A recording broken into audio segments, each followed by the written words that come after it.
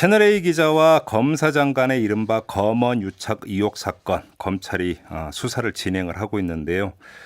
최근에 여러 갈래 이야기가 좀 쏟아져 나오고 있습니다. 좀 총정리가 좀 필요한 것 같은데요. 그래서 바로 이 의혹을 최초 보도했던 주인공이죠. MBC 보도국의 장인수 기자를 스튜디오로 직접 모셨습니다. 같이 이야기 나눠보겠습니다. 어서 오십시오. 네, 안녕하십니까. MBC 장인수 기자입니다. 반갑습니다. 네, 잘 지내셨죠? 네, 예, 잘 지냈습니다. 채널A의 이동재 기자 측이 전문 자문단을 소집해달라고 신청을 했고 대검이 이걸 받아들였다라는 보도가 있습니다. 일단 이거부터 좀 정리를 해야 되는데요. 전문 자문단이라고 하는 게 정확히 뭐예요? 제가 법률 전문가가 아니었고 저도 잘 몰라서 네. 어제 이제 긴급하게 찾아봤는데 예.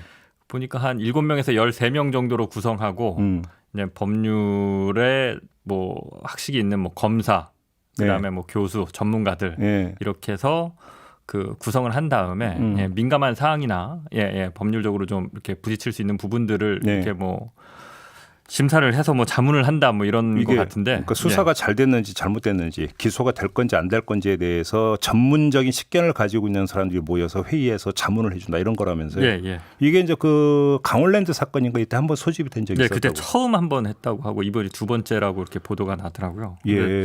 저도 황당한 게 범죄 혐의를 받는 사람이 이런 걸 해달라고 요구해서 대검이 해준 적이 있는지. 이게 잠깐만요. 그러면 그 이재용 부회장이 신청했다는 수사심의위원회 같은 경우는 그 당사자가 신청을 했잖아요. 근데 이 전문 자문단은 그런 게 아니에요. 원래 그러면? 수사심의위원회하고는 좀 다른 걸로 알고 있는데요. 수사심의위원회 같은 경우는 조금 더 객관적으로 민간에서도 좀 들어가고 해서 그런데 이거 같은 경우는 검찰 안에서도 뭐 설왕설래가 되고 서로 얘기가 다르고 그러니까 판단이 달라서 대검에서 다 이렇게 그 소집을 하고 대검에서 위촉을 하는 거더라고요. 그러니까 결국 이제 윤석열 총장의 입김에 좌지우지 될 수밖에 없는 기구다라고 해서 좀 비판을 많이 받는 것 같습니다. 근데 일단 지금 궁금한 게요. 그러니까 자문단을 구성을 해서 검토를 하려면 수사가 거의 대부분이 끝났어야 되는 얘기잖아요. 그래서 뭐 시간 끌기다 뭐 이런 얘기도 나오는데 일단 이게 이제 그 취재 보니까 보도니까 취재라는 부분이 있어서 그 언론의 자유는 헌법이 보장하는 또 굉장히 그 광범위한 자유잖아요. 그러니까 이걸 어디까지 이제 인정할 것이냐 뭐 이런 걸 따져보겠다라는 것 같은데 그걸 따질 만한 건 아니고 이게 저도 보도로 그걸 봤는데요. 저는 그 부분 이해가 안 되는 게 이동재 기자의 소속사인 그 채널A에서 취재윤리 위반이라고 스스로 그러니까 이미 결론을 내렸잖아요. 그잖아요. 그러면 취재 과정에서 어디까지가 적법한 행위인지를 굳이 자문단까지 구성해서 논할 이유가 있습니까? 저는 없다고 보는데 저는 취재윤리 위반도 아니고 그냥 이거 범죄 행위라고 봅니다. 최소한 그 이동재 기자가 이철 신라젠 전 대주주한테 했던 행위들은 그냥 명백한 범죄라고 보는데 취재를 그렇게 할 수 없거든요.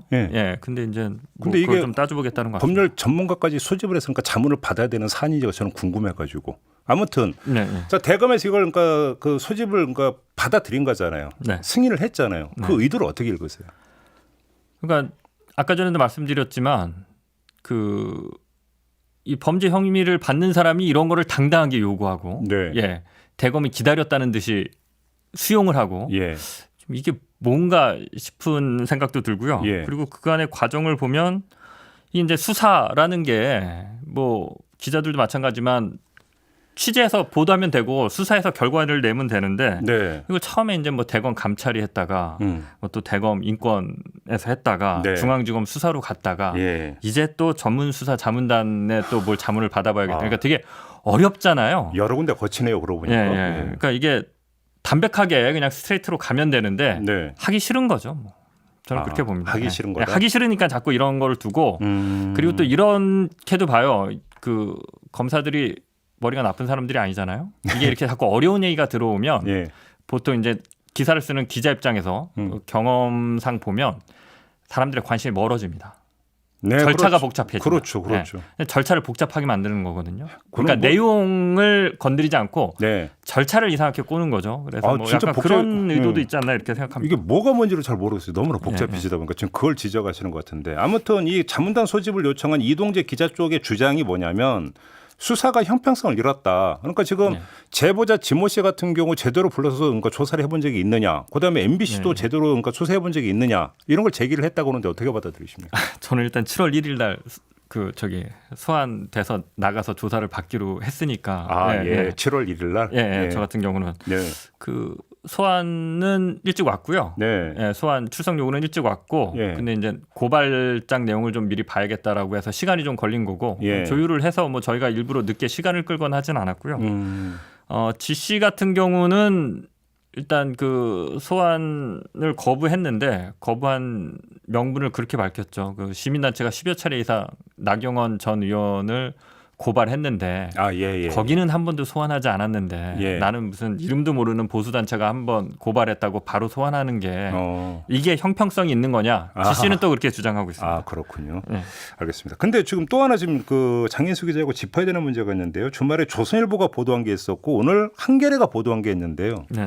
정리를 하면 조선일보가 어떤 보도를 내놨냐면 그때 그 한동원 검사장을 채널A의 이모 기자와 백모 기자 두 명이 찾아갔고 여기서 나는 그러니까 대화 녹취록을 지금 수사팀이 입수를 했는데 보니까 한동원 검사장은 유시민과 관련해서 나는 아는 바도 없고 신라전 수사는 그런 게 아니다라고 하는 어떤 얘기를 분명히 밝혔다. 그러니까 뭐 그 채널A 기자고 뭐가 그러니까 유착이 됐다라고 하는 것은 전혀 없다. 녹취록 보면 이런 요지의 보도를 내놨어요. 그런데 이어서 검찰이 그거는 일부만 발췌해서 보도한 것이다라는 입장을 내놨고 오늘 한겨레를 보면 또 어떤 내용이 있냐면 한동원 검사장을 피의자로 전환을 해서 어떤 그 수사를 개시하려고 했고 더 나아가서 이동재 기자는 구속영장 청구가 불가피하다는 의견을 수사팀이 정리를 했는데 대검에서 승인을 안 해주고 있다. 지금 이런 보도가 나왔거든요. 이거 어떻게 정리를 해서 받아들여야 되는 겁니까? 한겨레 보도는 오늘 아침에 나오면서 저도 재밌게 봤고요. 일단 먼저 조선일보 보도를 보고 든 생각은 이게 2월에 나눈 대화를 가지고 이 대화를 봤을 때는 그 검사장이 기자들과 공모했다라고 보기는 힘들다. 오히려 공모를 하지 않은 증거로 보인다라는 건데. 맞아요. 3월에 도둑질을 했다고 신고를 했는데 2월 달 알리바이를 들고 나와서 도둑질 안 했다라고 하면 도둑질 안 한 게 되는 건지. 일단 조선일보 보도만 봤을 때는 일단 그 생각이 들었고. 근데 이제 그 수사를 하고 있는 중앙지검에서 녹취록의 일부만을 발췌해서 굉장히 좀 그 특정인에게 유리하게 수사를 받는 사람에게 유리하게 이렇게 짜깁게 한 거다. 이런 입장을 밝혔더라고요. 그러니까 조선일보는 어떻게 그걸 입수했을까요? 저도 궁금한데요. 일단 그게 이제 소스가 채널A 채널A 그 백 기자 핸드폰에서 나온 거잖아요. 그러니까 뭐 채널A 쪽에도 아는 사람이 여러 명 있을 그거는 뭐 저는 정확하게 모르겠는데 뭐 검찰에서 나갈 수도 있고. 오늘 한겨레 보도는 저는 이제 한겨레 보도 중에서 가장 핵심이라고 보는 게 이제 이동재 기자 구속인데요. 그동안 저는 중앙지검이 수사 의지가 없다고 봤었어요. 시간만 끌고 증거인멸할 시간 다 주고. 근데 핵심은 증거인멸을 했기 때문에 저도 아는 변호사들한테 몇 분 물어봤더니 이동재 기자 영장 치면 정광석화처럼 영장이 나올 거라고. 그 증거인멸은 게 이제 자신의 노트북 포맷해버리고 노트북과 핸드폰 두 대 다 초기화한 거 그거 말씀하시는 거죠? 그리고 대놓고 녹취록이 내가 조작했다라고 대놓고 얘기하고 증거인 핸드폰과 노트북을 지운 다음에 그걸 굉장히 당당하게 얘기했거든요.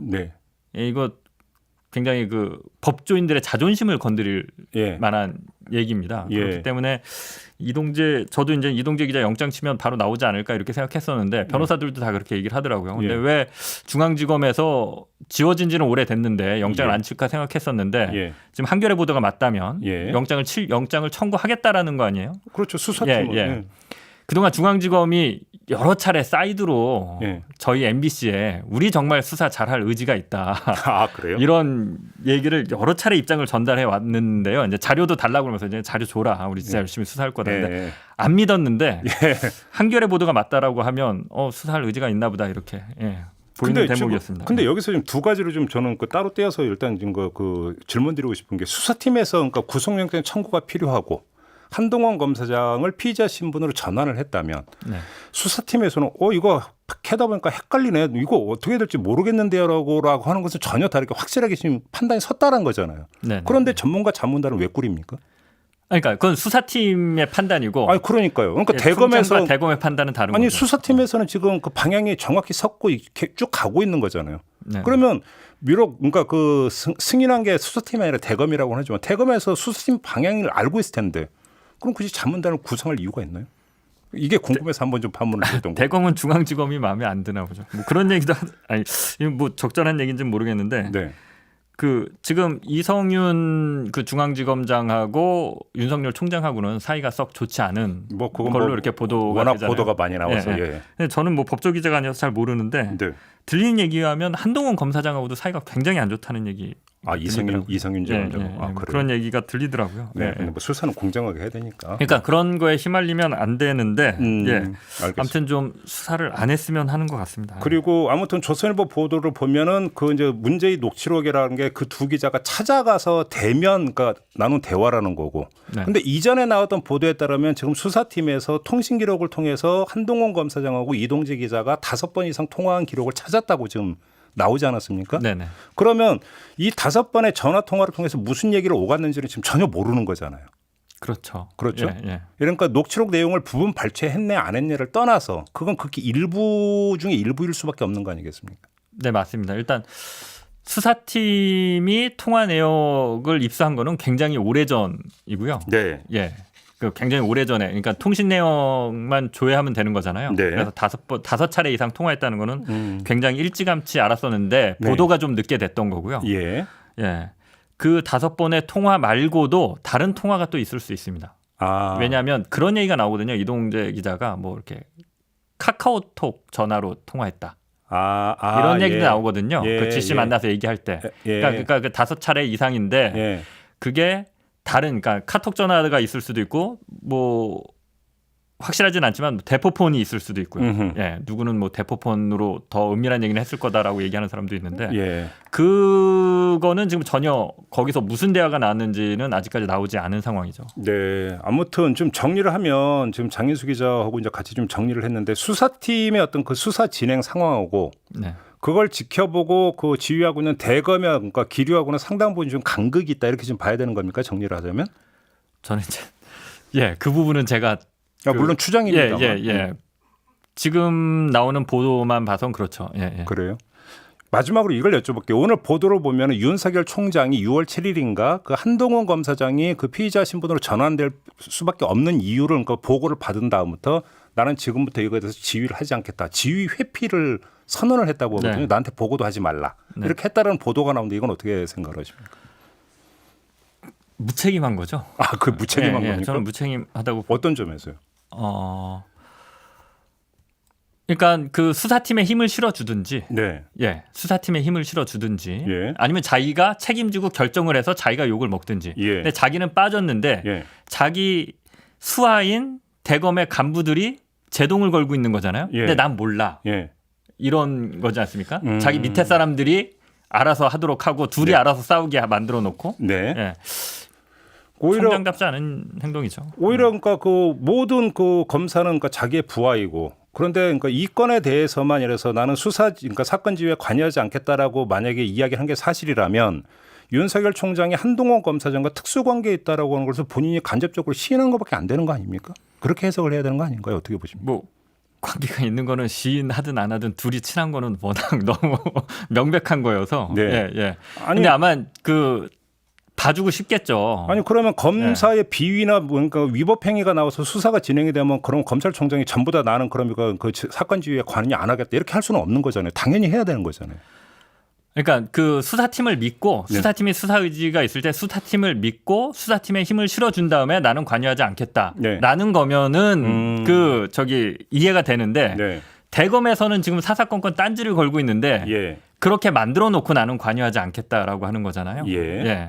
이게 관여를 하지 않는 게 아니라 사실상 관여를 한다고 봐야죠. 오히려 거기에 메시지가 담겨 있다.